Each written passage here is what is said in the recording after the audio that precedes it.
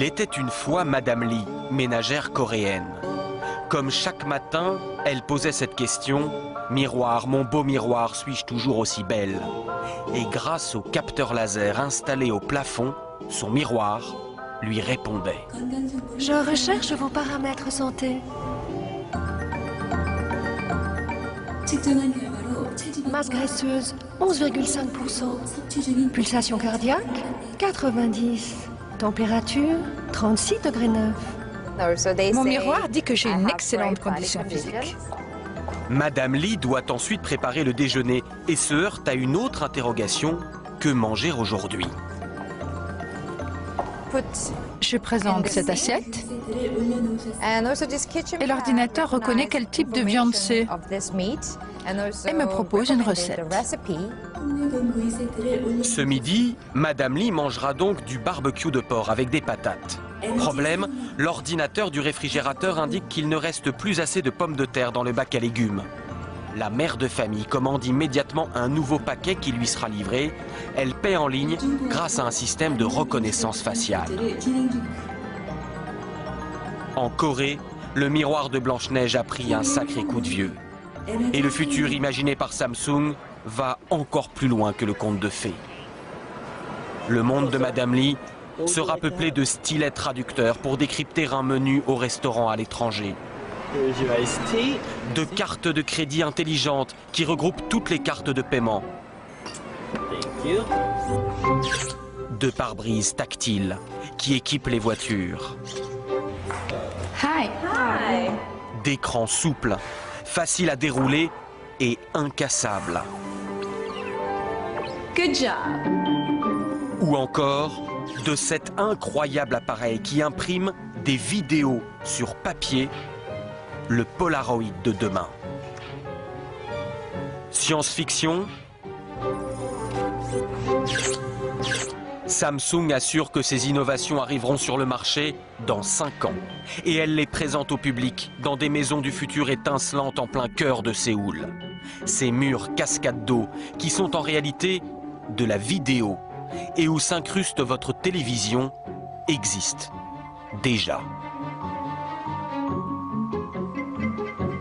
La marque a les moyens de ses ambitions et fait la fierté de toute une nation. Avec Samsung, demain sera coréen. C'est depuis l'enfance que tous les Coréens, mais absolument tous, savent que Samsung est la meilleure entreprise du pays. Pourquoi est-ce que tout le monde rêve d'y entrer? Parce que Samsung est parti de rien, dans un tout petit pays qui est la Corée. Et c'est devenu depuis la première entreprise high-tech du monde. Tous les gens voient dans Samsung le miracle économique coréen. Il a fallu presque 6 mois de négociations pour prendre la direction de Suwon, à 1 heure de route de la capitale. Soudain, surgit un long mur, une enceinte qui court sur des kilomètres et protège une ville dans la ville. Bienvenue à Digital City.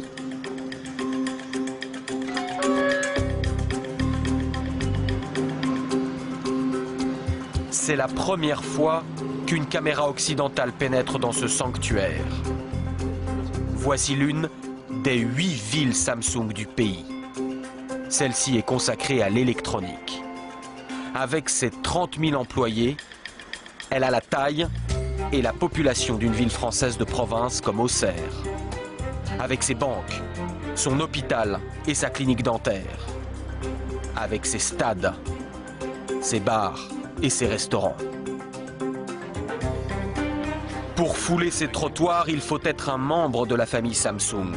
Et cette famille a beau compter 250 000 employés dans le monde, elle n'a qu'un seul esprit de corps. C'est ce qu'a découvert un jeune franco-belge tout juste recruté qui s'est fondu dans le moule coréen. Vous parlez coréen? Oui, bien sûr. Ah oui? Depuis quand? Je suis en Corée depuis 2 ans. On entre dans l'entreprise comme on entre en religion.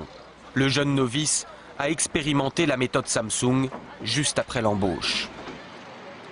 Pendant 3 semaines, en fait, on va dans un centre d'entraînement fermé, c'est-à-dire qu'on ne peut pas sortir, en fait. Donc week-end, jours fériés compris, on reste là. C'est assez chargé, les cours commencent à 7h30 du matin jusqu'à 9h du soir, plus des travaux de groupe le soir, la nuit, ce qui fait que sur 3 semaines, on dort en moyenne 3-4 heures par nuit. Mais après ces efforts, voici la récompense suprême. Les 5000 jeunes embauchés chaque année se retrouvent pour une gigantesque cérémonie d'intronisation.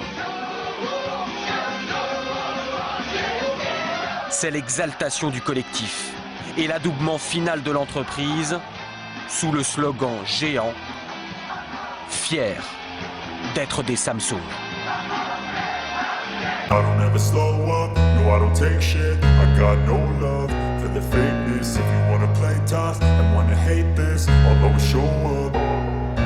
I don't ever slow up, no I don't take shit. I got no love for the fakeness. If you wanna play tough and wanna hate this, I'll always show up and make a statement. I don't ever slow up, no I don't take shit. I got no love for the fakeness. If you wanna play tough and wanna hate this, I'll always show up and make a statement. Everything I do so instinctive and so passionate. Every word I move so descriptive like an adjective. I got a vendetta against people who patented being negative when you should be getting after it.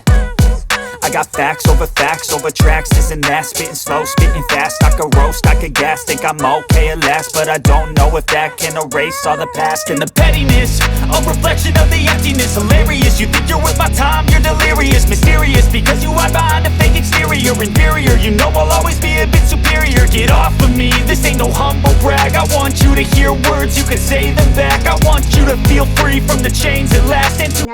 En 1995, notre président offrit des téléphones portables à ses amis et à sa famille. Mais certains d'entre eux avaient des petits défauts. Le président décida alors de brûler toute la production de 150 000 téléphones devant les employés. Toutes leurs heures de travail sont parties en fumée, les ouvriers pleuraient. Mais le président voulait nous donner un électrochoc. Et depuis, nous faisons de la qualité. Sa force de frappe, Samsung la doit à son armée de 40 000 chercheurs maison. C'est 3 fois plus de scientifiques que tout le CNRS français. Derrière ces façades se cachent des centres de recherche parmi les plus secrets du monde. Inimaginable que notre caméra y pénètre, les enjeux industriels se chiffrent en dizaines de milliards d'euros. Pas question que nous filmions un schéma qui pourrait être décortiqué par un concurrent. Nous n'aurons d'autre aperçu que ces quelques images fournies au compte-gouttes par l'entreprise. C'est la raison pour laquelle, s'il est difficile d'entrer à Digital City, il est encore plus dur d'en sortir. Le soir, chaque voiture est minutieusement fouillée. Et en quittant les bureaux, tous les employés passent une véritable douane. La peur des espions industriels, une vraie paranoïa. Aucun salarié ne peut sortir avec son ordinateur ou tout autre appareil électronique. Tout doit être laissé au bureau. De toute façon, il n'est pas facile de quitter la famille Samsung. Après le travail, beaucoup d'employés rempilent et restent à Digital City dans l'une des nombreuses associations de l'entreprise, comme ce cours de cuisine chinoise.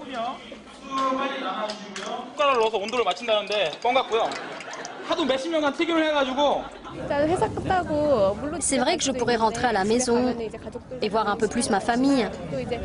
Mais là, ça me permet de rester un peu plus longtemps avec mes collègues. Du matin jusqu'au soir, ces salariés motivés ne se voient pas vivre loin de la sphère de l'entreprise. Je travaille de 9h à 18h. Après, je fais des activités comme ce cours de cuisine. Puis je retourne travailler un peu à mon bureau jusqu'à 21h environ. Après, je rentre chez moi, je retrouve ma femme et mes enfants. Et une fois qu'ils sont couchés, je retravaille pour mon autre association Samsung, un club de construction de robots, jusqu'à 2h du matin. Est-il concevable d'échapper à l'emprise de l'entreprise ? Car quand on travaille et se divertit chez Samsung, il est tout naturel qu'on habite chez Samsung. Voici un complexe Raimian. Un acronyme qui signifie futur, beauté, confort. Ces luxueux lotissements Samsung sont disséminés partout dans le pays. Ils sont ouverts aux salariés du groupe et à tous ceux qui ont les moyens. Les résidents sont choyés. Déplacements en véhicules électriques, services à profusion. Les enfants ont même leurs propres écoles, construites par Samsung bien sûr. Seul en torse au contrôle de la marque, les professeurs dépendent tout de même de l'éducation nationale.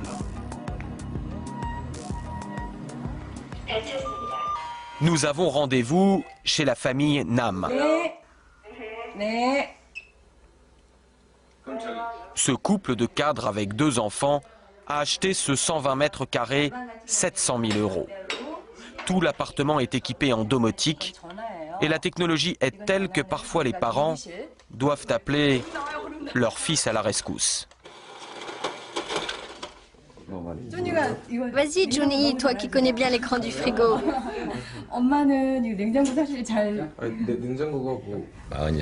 J'ai 47 ans, petit, j'habitais dans le coin et c'était complètement sous-développé. J'aurais jamais imaginé que ça se développerait comme ça. Par rapport à d'autres pays, il y a une croissance extraordinaire. Moi, je me rappelle qu'enfant, la seule chose qui comptait, c'était l'éducation. C'est grâce à ça que Samsung s'est doté de cerveau et a réussi. Dans ce monde, la seule chance de survie, c'est le savoir. Études, travail, réussite. On dort peu en Corée. Et le pays du matin calme n'a jamais aussi mal porté son nom.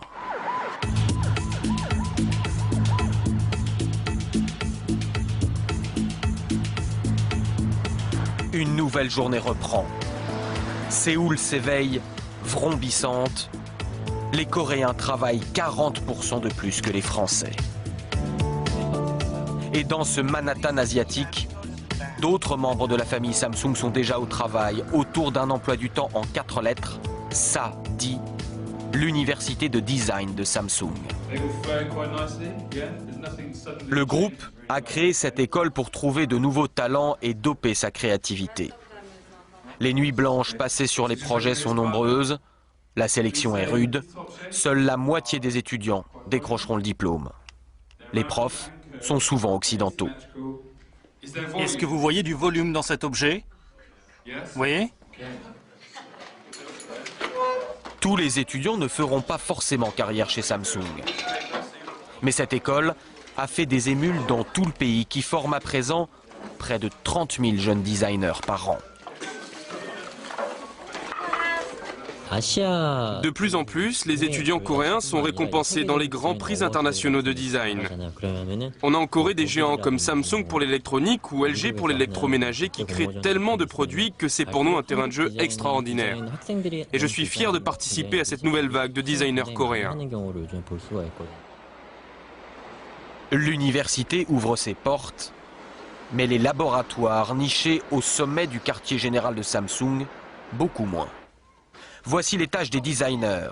Là encore, interdiction de les filmer et panique de nos accompagnateurs, même si les vitres sont opaques.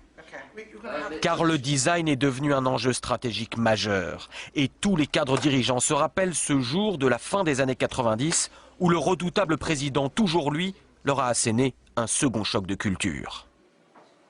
Le président nous a dit « Changez tout, sauf votre femme et vos enfants ». Il fallait se débarrasser de tout ce qui avait été acquis auparavant. C'est là qu'il a lancé la révolution du design dans l'entreprise. Le vice-président est fier de présenter son dernier bijou. On voulait quelque chose de chic, de brillant, de classe. Pas un mot sur la ressemblance frappante entre le dernier né de la gamme Samsung et la tablette d'un célèbre concurrent. Prononcer le mot Apple n'est pas politiquement correct chez Samsung. Mais pour Philippe Lee, président de la Chambre de commerce franco-coréenne, l'important n'est pas que le coréen ait plus ou moins copié l'américain. Samsung avait complètement mésestimé l'importance des smartphones. Il y a quelques mois, panique à bord. Donc il a fallu mettre en place un plan de réaction par rapport à ça, mais le plan il est sorti au bout de quelques mois. C'est-à-dire que le groupe a été capable, en quelques mois, de concevoir un produit qui n'est pas un produit révolutionnaire, puisqu'il est très similaire à celui de l'iPhone, mais à développer ce produit et à le commercialiser avec succès et dans le monde entier. Et c'est là l'autre prouesse du groupe. Avoir changé son image, notamment dans les pays occidentaux, grâce à son marketing. Partenariats sportifs dans les plus grands événements, ou encore publicité ciblée avec des stars nationales, comme dans ce spot pour l'Australie, où Samsung s'est offert l'icône du pays, Simon Baker, l'acteur de la série du moment, le Mentaliste.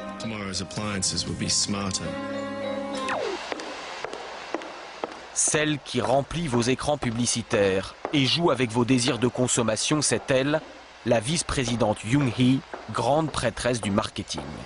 Passée par New York, Londres et Paris, ancienne de L'Oréal, elle vient de lancer la dernière étape de son plan. Jusqu'ici, on adaptait notre stratégie publicitaire en fonction des pays, un acteur australien pour l'Australie, etc. Mais c'est fini, désormais on va unifier la communication. Tous nos produits auront le même style, les mêmes noms, les mêmes visages, car ce sont des produits universels. Samsung est devenue une marque monde. Une marque monde qui attire désormais les talents étrangers. Mathieu, apothicaire, est né en France. Il est belge, il a fait ses études à Cambridge et est diplômé du prestigieux MIT de Boston. Le monde s'offrait à lui, il a choisi la Corée, au grand étonnement de ses amis. Au début, il s'interroge un peu sur pourquoi est-ce que je voudrais partir en Corée alors que je pourrais trouver un emploi à New York ou un emploi à Paris ou à Los Angeles. Et après environ 2 minutes et demie de discussion, ils se rendent compte très vite que c'est une opportunité énorme. Samsung prise ses profils occidentaux. Mathieu, apothicaire, fait partie d'un service spécial, les consultants internes. Sa mission est d'aller régler les problèmes dans toutes les branches du groupe avec son regard neuf d'Européen, ce qui ne l'empêche pas d'être bluffé par son pays d'accueil. Mon professeur de macroéconomie disait toujours que pour devenir un pays développé, il fallait exactement 100 ans. Il y a deux exceptions à la règle, au XXe siècle, la Corée et Israël. Samsung est le reflet de cette croissance exceptionnelle. C'est même son moteur. Car tout ce qu'il vous a été donné à voir n'est qu'une partie de l'iceberg. Et à côté de la tour de Samsung Electronics se dresse celle de Samsung Assurance et celle de Samsung Construction. On appelle cela un chaebol, un conglomérat en coréen.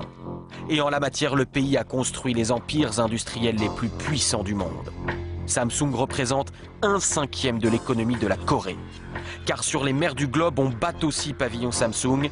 Ces chantiers ont œuvré pour hisser la Corée au 2e rang mondial dans la construction navale.